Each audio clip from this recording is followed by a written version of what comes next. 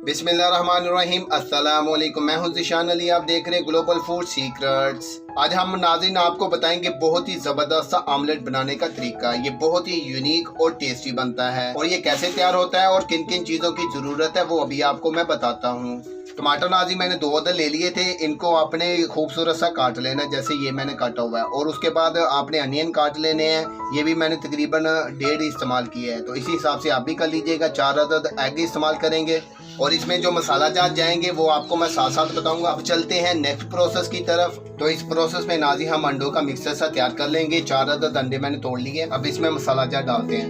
नमक हम डालेंगे टेस्ट के मुताबिक, 1/4 टीस्पून के करीब रेड चिली पाउडर, 1/4 टीस्पून के करीब चिली फ्लेक्स और 1/4 टीस्पून से थोड़ा सा गरम मसाला, 1/4 टीस्पून इसमें सौंठ का पाउडर और 1/4 टीस्पून के करीब हल्दी, 1/2 टीस्पून से थोड़ा सा कम हम इसमें डालेंगे काली मिर्च का पाउडर और हस्बे ज़रूरत इसमें डाल देंगे धनिया। और अब इसको कर लेंगे बीट। तो लीजिए नाज़रीन, इसको हमने अच्छे से बीट कर लिया है। तो अब चलते हैं नेक्स्ट प्रोसेस की तरफ। तो लीजिए नाज़रीन, चूल्हे पे हमने बर्तन रख लिया है और ये प्याज और टमाटर भी रखे हुए हैं। अभी इसमें डालते हैं ऑयल और इसको पकाते हैं थोड़ा सा। बिस्मिल्लाहिर्रहमानिर्रहीम। तकरीबन ये 2 चम्मच डाल दिए। आंच जो है आपने मीडियम से लो ही रखनी है। ये जो चीज़ें डाली हुई हैं इनकी हम साइड चेंज कर देंगे। ये ज़रा आप एहतियात से कीजिएगा।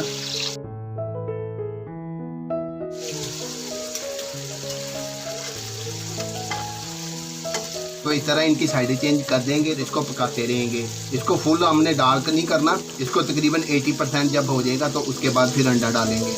और इसके साथ ही मैं कहना चाहूँगा जो चैनल पे नए आ रहे वो चैनल को सब्सक्राइब कर लें और बेल के आइकन पे क्लिक करके ऑल के ऑप्शन को लाजमी सिलेक्ट करें। और ये देखिए अब प्याज जो है वो ट्रांसपेरेंट हो गए हैं। अब इसमें डालते हैं अंडा। ये जो अंडे हैं इनको ज़रा बीट कर लेंगे, उसके बाद इसमें डालेंगे। तो अब इसमें डालते हैं अंडा जो हमने बीट किया था। बिस्मिल्लाहिर्रहमानिर्रहीम। और अब हम इसको हल्की आंच पे पकाएंगे। दम वाली आंच से थोड़ा सा ज़्यादा करना है आपने।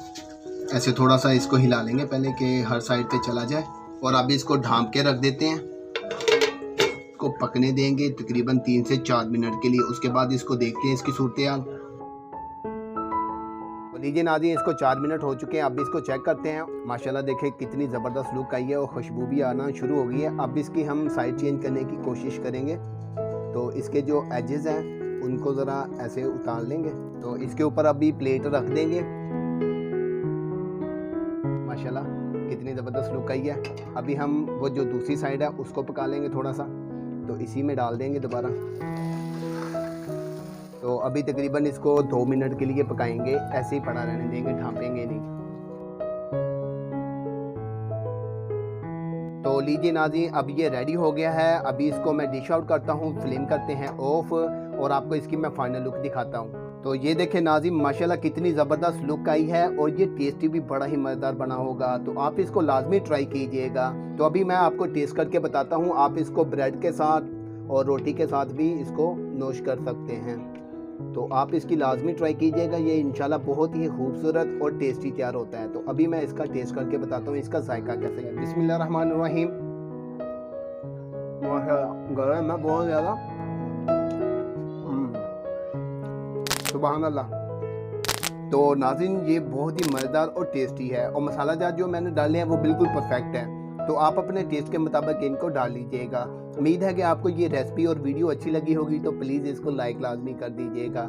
इसी के साथ मुझे इजाज़त दें। अल्लाह ताला से दुआ है कि अल्लाह ताला आप सबकी हाइजात ख्वाहिश को पूरा करें और मुझे भी अपनी दुआओं में याद रखिएगा। इजाज़त दें। अल्लाह हाफिज़।